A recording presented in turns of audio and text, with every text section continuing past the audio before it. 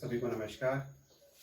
मैं Mandeep Kumar vocational teacher retail G++ सुरलाना कला में पोस्टेड हूँ और मैं DABL का कर्मचारी भी हूँ।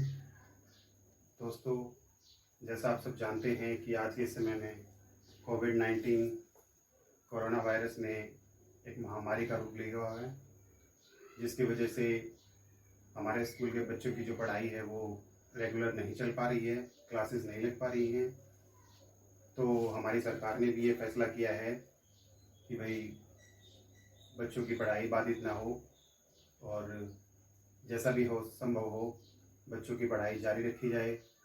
तो हमने जो ऑनलाइन वीडियोस के माध्यम से बच्चों की पढ़ाई जारी रखने का फैसला किया है, उसी के बिहाफ पे आज की हम जो वीडियो बनाने जा रहे हैं वो क्लास 9th से रिलेटेड है, जिसका एक टॉपिक है रिटेल बेसिक्स।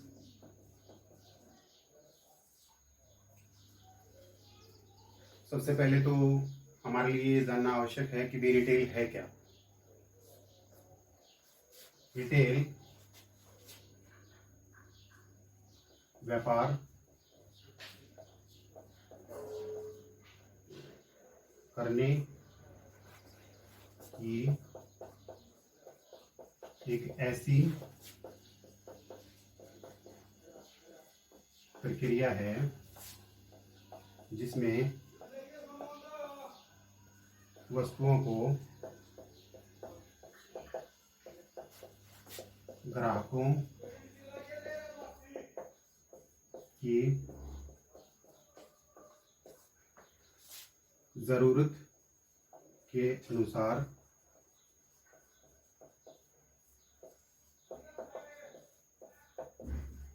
छोटी छोटी मात्रा में बेचा जाता है, उसे रिटेल कहते हैं। देखो, जो हमारा रिटेल सेक्टर है उसके आने से पहले हम लोगों को क्या क्या दिक्कतें, क्या क्या परेशानियां आती थी, थोड़ा सा जिक्र उस चीज़ के बारे में कर लेते हैं।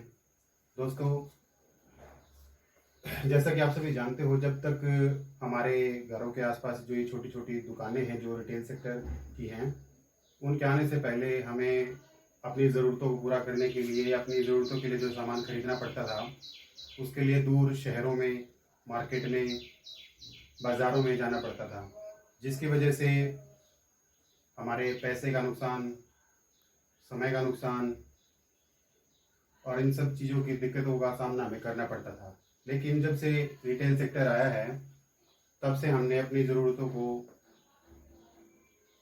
आसान बना लिया है।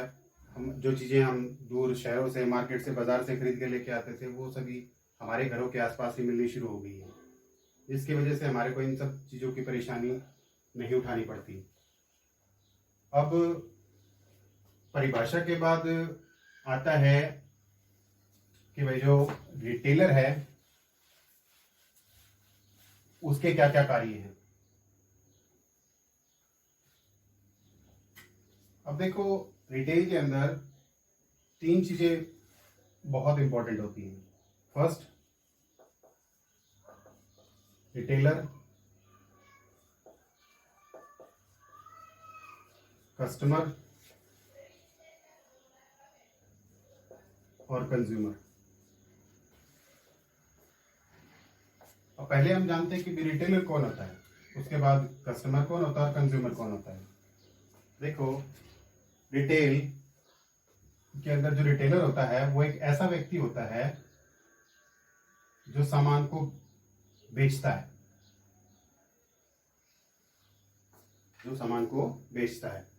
उसके बाद कस्टमर ऐसा व्यक्ति होता है जो सामान को खरीदता है, और उसके बाद जो कंज्यूमर होता है वो सामान को उपयोग करने वाला होता है।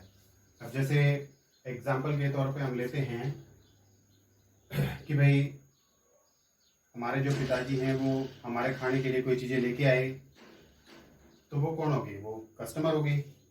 अब परिवार के जितने भी सदस्य ने उसका उपयोग किया, उपभोग किया, वो सारे उसके कंज्यूमर्स होंगे, उपभोक्ता होंगे। उसके बाद अब जो हमारा रिटेलर होता है, अब उसके भी बहुत से कार्य होते हैं। अब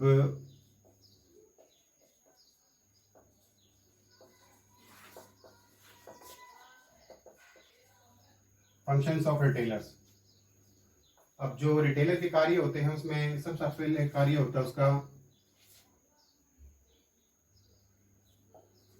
फॉर्म यूटिलिटी।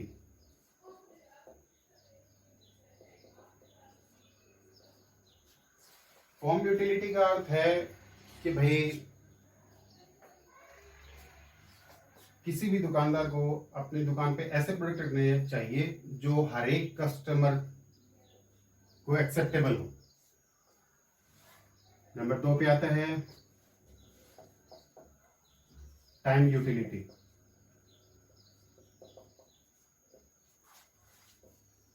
देखो, समय बहुत इंपॉर्टेंट है।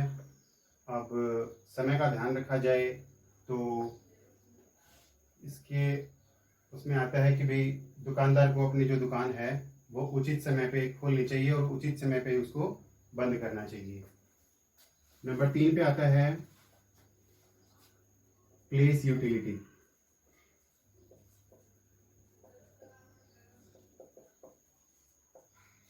देखो, प्लेस जगह होती है। अब एक दुकानदार को चाहिए कि भाई वो अपनी दुकान ऐसी जगह पे खोले जहाँ पे हर एक कस्टमर को पहुंचना आसान हो, मतलब सारे ग्राहक जो हैं उस दुकान पे आसानी से पहुंच सके। ये ना हो भी कि भाई दुकान को ढूंढने में ही इतनी दिक्कतें आ जाएं कि भाई आप उस दुकान पे पहुंचोगे कैसे।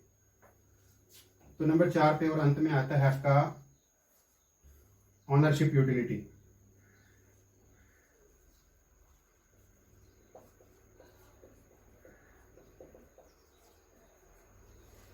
अब ऑनरशिप यूटिलिटी में होता है कि जब भी कोई प्रोडक्ट बेचा जाता है तो उस समय मालिकाना हक होना बहुत ही आवश्यक होता है। तो दोस्तों, ये 4 फंक्शंस है रिटेलर के जिनको ध्यान में रखना बहुत ही जरूरी है। उसके बाद अब आता है कि भाई एक जो रिटेलर होता है उसको अपने ग्राहकों को क्या क्या सेवाएं या सुविधाएं देनी चाहिए। ये बहुत इंपॉर्टेंट है क्योंकि कस्टमर हमारी रिटेल सेक्टर का एक बहुत ही इंपॉर्टेंट पार्ट है, क्योंकि अगर कस्टमर नहीं होंगे तो सेक्टर को चलाना इम्पॉसिबल है। देखिए, services to the customer.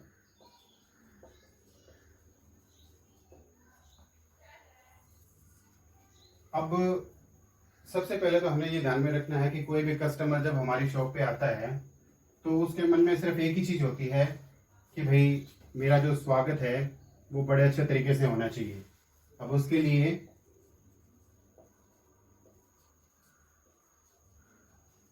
Warm welcome. भाई किसी के भी मन में ये रहता है कि जब भी वो पहली बार किसी स्थान पे जाए तो भाई उसका स्वागत जोरदार होना चाहिए, अच्छे से होना चाहिए, उसको लगना चाहिए, उसको फील होना चाहिए कि भाई मैं किसी अच्छे स्टोर पे, किसी अच्छी दुकान पे गया हूं। नंबर 2 पे आता है कि जब भी कोई ग्राहक किसी दुकान पर जाता है तो उसको प्रोडक्ट अच्छे से दिखाया जाए। भाई जिस प्रकार का वो प्रोडक्ट चाहता है आप कोशिश करें एज ए रिटेलर कि भाई उसको उसी प्रकार का प्रोडक्ट दिखाया जाए। नंबर 3 पे आता है भाई आपने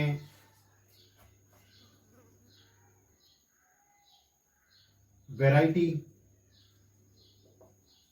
ऑफ प्रोडक्ट।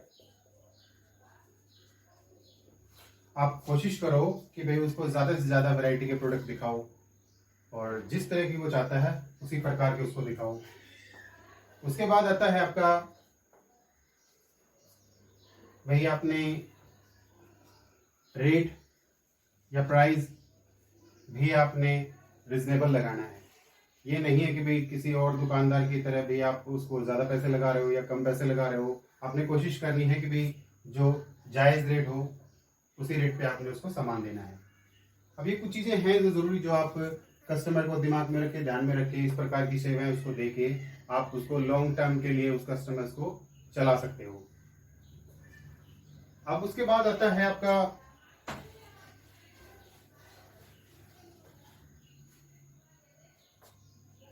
अब ये सेवाएं तो होगी एक रिटेलर की, एक कस्टमर के प्रति, और एक जो रिटेलर होता है वो भी चाहता है कि भी उसके मन में भी बहुत सारे सवाल होते हैं, या उसके लिए भी कुछ उसकी रिक्वायरमेंट्स होती हैं, एसेंशियल रिक्वायरमेंट्स होती हैं एक रिटेलर की, वो क्या क्या होनी चाहिए।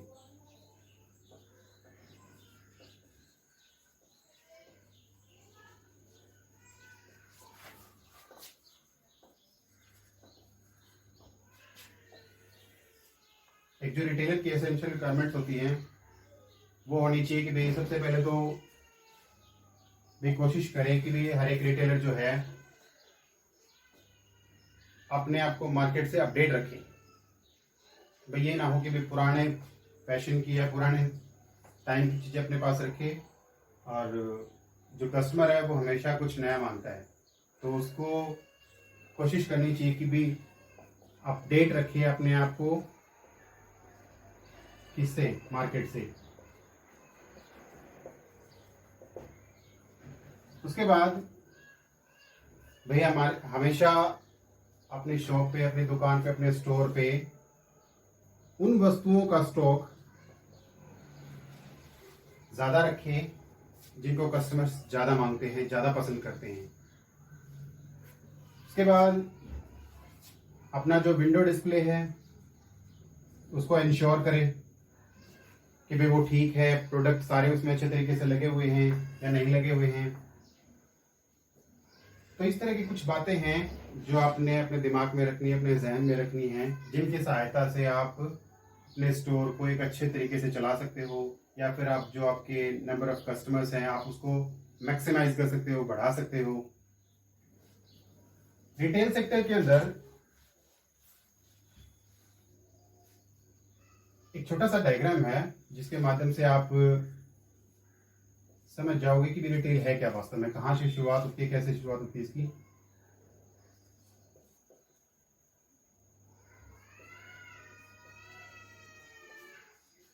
देखिए,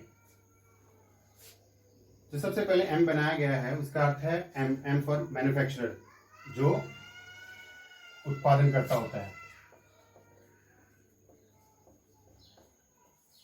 जो वस्तुओं को बनाता है। उसके बाद आता है आपका होलसेलर, जिसको आप हिंदी में बोलते हो थोक विक्रेता, जो ज्यादा मात्रा में सामान रखता है। उसके बाद आता है आपका रिटेलर,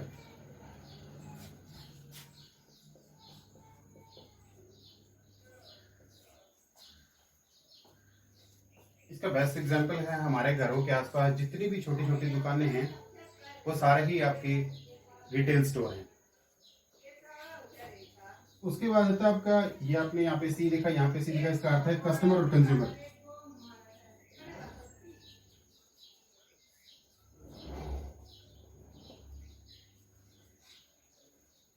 शुरुआत में मैंने बताया भी था कि कस्टमर वो ऐसा व्यक्ति होता है जो सामान को खरीदता है, और कंज्यूमर ऐसा व्यक्ति जो सामान का उपयोग करता है, उपभोग करता है, उसको कंज्यूमर बोलते हैं।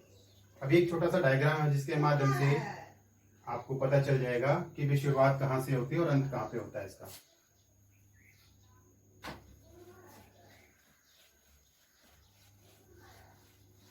और रिटेल सेक्टर में दोस्तों एक प्रोडक्ट की बहुत इंपॉर्टेंस होती है। देखो, जब भी कोई भी सामान खरीदने जाते हैं तो सबसे पहला हमारा कर्तव्य बनता है कि उस प्रोडक्ट के बारे में हमारे को पता होना चाहिए। अगर हमें नहीं पता है तो एक एज ए रिटेलर आपका फर्ज बनता है कि भी आने वाले आप सभी कस्टमर्स को उसके बारे में पूरी जानकारी दिए। हम एक छोटा सा एग्जांपल लेके चलते हैं। देखिए, मेरे हाथ में एक चॉकलेट है, अब इसको मैं एक प्रोडक्ट की जगह रख देता हूँ।